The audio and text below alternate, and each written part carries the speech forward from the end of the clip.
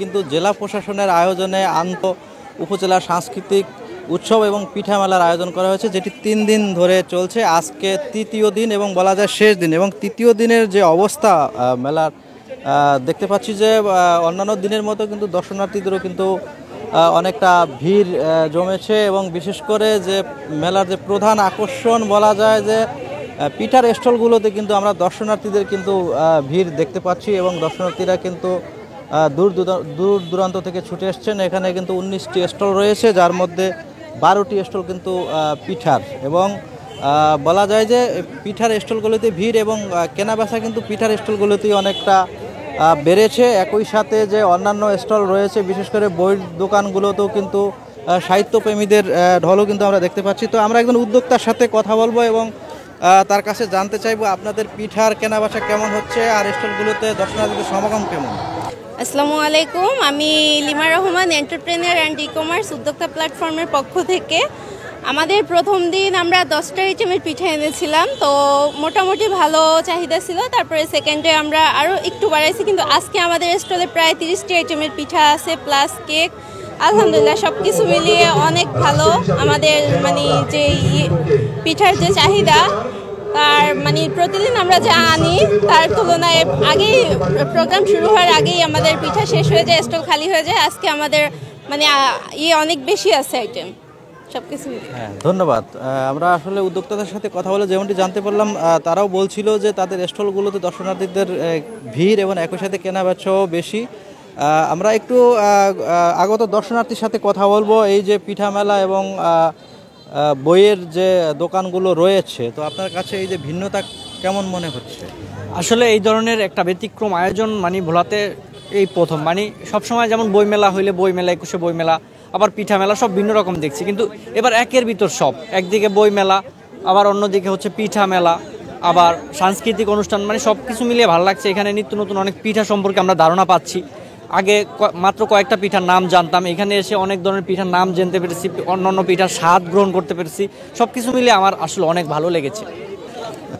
আমরা যদি আরেকটু তথ্য জানাতে চাই যে গ্রাম বাংলার যে হারানো যে ঐতিহ্য, সেই ঐতিহ্যকে পুনর্জীবিত করার উদ্দেশ্যেই কিন্তু এই 3 দিন ব্যাপী এই সাংস্কৃতিক উৎসব এবং পিঠা মেলার আয়োজন করা হয়েছে। প্রতিদিন বিকেল 4টায় এই মেলা শুরু হয় এবং তা চলে টানা রাত 9টা পর্যন্ত। এবং আমরা যেমনটি দেখেছি যে মেলার যে আরেকটি যে আকর্ষণ, সাংস্কৃতিক অনুষ্ঠানগুলোতেও কিন্তু দর্শনার্থীদের ঢল থাকে। এবং একটু দর্শকদের একটু দেখানোর চেষ্টা করছি যে মেলার যে পিঠার স্টলগুলো রয়েছে সেগুলো যদি একটু চিত্র দেখাতে চাই এই মুহূর্তে।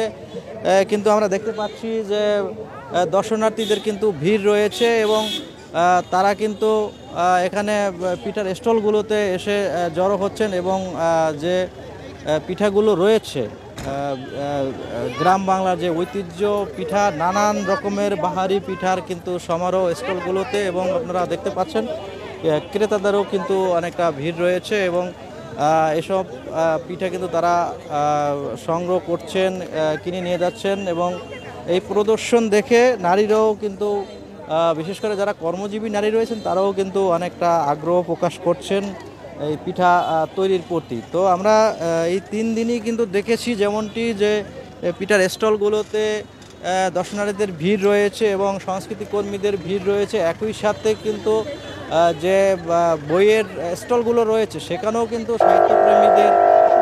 সাহিত্যপ্রেমীদের সেখানেও কিন্তু ভিড় কিন্তু আমরা দেখেছি। এবং বলা যায় যে এই যে 3 দিন ব্যাপী যে আয়োজন, এই আয়োজন কিন্তু জমে উঠেছে। এবং আজকে কিন্তু রাতে এই 3 দিন ব্যাপী যে আয়োজন এটির সমাপ্তি ঘটবে। তো এ ছিল আমার কাছে বলাতে যে 3 দিন ব্যাপী সাংস্কৃতিক উৎসব এবং পিঠা মেলা চলছে তা নিয়ে সর্বশেষ তথ্য। ভোলা জেলা প্রশাসনের আয়োজনে আজকের এই পিঠা উৎসব আমরা আসলে অনেক আনন্দিত যে বাঙালির এটা একটা ঐতিহ্য, বাঙালির সংস্কৃতির মধ্যে এটা আছে যে শীতের বেলায় পিঠা পায়েস খাবে, এটাই তো নবান্ন হবে, পিঠা পায়েস খাবে। তো আমরা লেডিস ক্লাবের পক্ষ থেকে আমরা আজকে পিঠা নিয়ে এসেছি। এখানে আছে আমাদের যে পিঠা মেলা উৎসব উপলক্ষে এখানে আমরা অংশগ্রহণ করেছি, এবং এখানে আমাদের সাইড থেকে আছে পাক্কন পিঠা, গোলাপ জামুন পিঠা, রসভরা পিঠা, পুলি পিঠা, লবঙ্গ পিঠা, পান্তুয়া পিঠা। আর আমাদের মাননীয় পুলিশ সুপার মহোদয় যে পুলিশ নারী কল্যাণ সমিতির নারী উদ্যোক্তা হিসেবে আমাদেরকে এখানে অংশগ্রহণ করার সুযোগ করে দিয়েছেন, তার জন্য আমাদের অন্তরের অন্তরস্থল থেকে তার জন্য আন্তরিক ধন্যবাদ রইল। এবং সাথে আমাদের ডিসি মহোদয় আছে, তার জন্য আন্তরিকভাবে ধন্যবাদ জানাচ্ছি আমরা। আমাদের মূলত উদ্দেশ্য হচ্ছে যে গ্রাম বাংলার কিছু ঐতিহ্যবাহী পিঠা আছে, ওই পিঠাগুলো বিলুপ্তির পথে। তো আমরা চাচ্ছি আমাদের স্টলে ওই পিঠাগুলো এনে ওই পিঠাগুলো আবার পাবলিকলি প্লেস করার জন্য। পাবলিক যারা এই পিঠাগুলি মানে এখন পাচ্ছে না, তারা পিঠাগুলি সবাই নেক বা পিঠার সম্পর্কে সবার ধারণা হোক। যারা নতুন জেনারেশনে আছে তারা হয়তো বা পিছনের ঐতিহ্যবাহী পিঠাগুলো সম্পর্কে জানে না, তো তাদেরকে জানানোর জন্যই আমাদের মূল উদ্দেশ্য। পিঠা উৎসব হচ্ছে বাংলাদেশের বা বাঙালির একটা ট্রেডিশনাল উৎসব, এটা ঐতিহ্যবাহী উৎসব। যখন এটা আসে বাঙালি মনের উৎসাহটা অনেক বেড়ে যায়। এর ধরনের পিঠা উৎসবের কারণে আমরা বিভিন্ন ধরনের পিঠার সাথে পরিচিত হচ্ছি এবং আমার বাচ্চারা পরিচিত হচ্ছে এবং এইসব পিঠা দেখে আমাদেরও আগ্রহ বাড়ছে। আসলে আমরা চেষ্টা করেছি ভোলা জেলার যে সংস্কৃতি রয়েছে সেই সংস্কৃতিটা মূলত তুলে ধরার জন্য। সংস্কৃতির অনেকগুলো দিক রয়েছে, তার মধ্যে অন্যতম দুটো দিক হচ্ছে সেখানকার যে সাংস্কৃতিক কর্মকাণ্ড এবং আমাদের যে পিঠা, আবহমান বাংলার যে পিঠা, সেই বিষয়টি রয়েছে। সেই কারণেই মূলত আমরা জেলা প্রশাসন থেকে যে আয়োজনটি করেছি সেটাতে আমরা চেয়েছি যে আমাদের ভোলা জেলার যে 7টি উপজেলা রয়েছে সেই 7টি উপজেলার যে শিল্পকলার টিম রয়েছে তারা এখানে 3 দিন ব্যাপী তাদের সাংস্কৃতিক কার্যক্রম পরিবেশন করবে। একই সাথে আপনারা জানেন যে ভোলা জেলা ঐতিহ্যগতভাবেই পিঠা পার্বণ এবং আতিথেয়তার ক্ষেত্রে অগ্রগণ্য।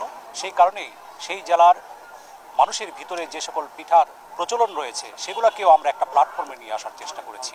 অর্থাৎ সাংস্কৃতিক কর্মকাণ্ড এবং পিঠার পরিবেশনা, এই দুইটা মিলেই মূলত ভোলাকে আমরা সাংস্কৃতিক পরিমণ্ডলে মানুষের সামনে উপস্থাপন করার প্রত্যয় নিয়েছি এবং সেই কারণেই মূলত এই আয়োজন।